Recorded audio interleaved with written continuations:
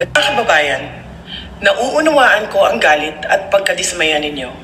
Nauunawaan ko ang galit ng taong bayan. Okay, right there, stop. Hoy! Hindi mo nauunawaan. Kay kung nakasabot jud ka, dugay na unta nimong giatubang ang imong mga kaso. Kung kasabot jud ka, dapat na-realize mo rin na isa kang malaking parte ng sistemang nakakasuka na kunwari ini-expose mo.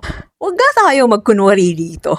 You cry transparency and accountability after refusing to answer basic questions about your own confidential funds. Di man gani ka mo tubag og tarong sa mga pangutana nga deserve pud mabalaan sa katawhan ang mga tubag. Sige ra kag confidential lagi ko no. As if wala may kabalo sa balaod ana. Gibulukan na jud ka namo, nakaminos na jud ka. So, you condemn pork barrel, very good. Pero kumusta ang office mo? You spent millions and you couldn't even explain where it went. Pinili kong huwag sumali sa panggagago sa taong bayan. Sure ka na ba dyan? BBM, ang dapat maging presidente, mababait, masipag, higit sa lahat, hindi magnanakaw, hindi corrupt. Love you, BBM. I love you, BBM. Kumusta naman yun? Doon pa lang, matagal mo nang ginagago ang taong bayan. Well, kami hindi mo kayang gaguhin. Mga worshippers mo lang naman ang kaya mong paikutin. Any average thinking person na may alam sa history at may access sa public records who can check would know.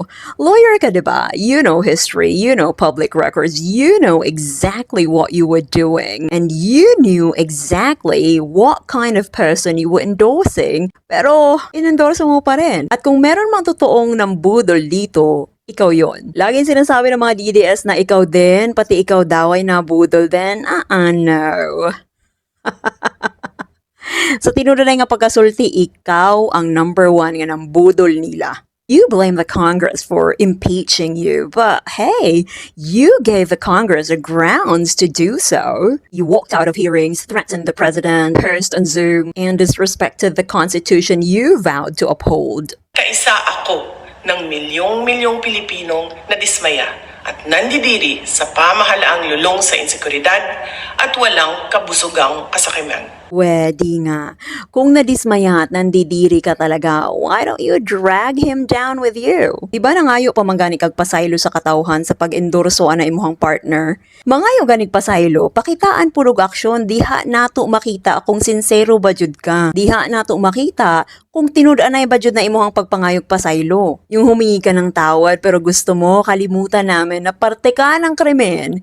Tapos ikaw yung umangat. Ano yun? Akala ko ba accountability? Pero gusto mo si BBM lang ang patalsikin tapos ikaw yung magti-take over, ganun. Yan ang kasakiman. Yan ang nakakadiri. Huwag kang magkunwaring biktima dito. Kami ang biktima dito, ang taong bayan. And if you realize that you're part of the crime, you shouldn't be acting like you're any better. You shouldn't be acting like you're the solution, because definitely you're not. So, sa tinunay nga pagkasulti, no, you weren't punished for telling the truth. You started the fire, tapos matingala ka nga naisunog.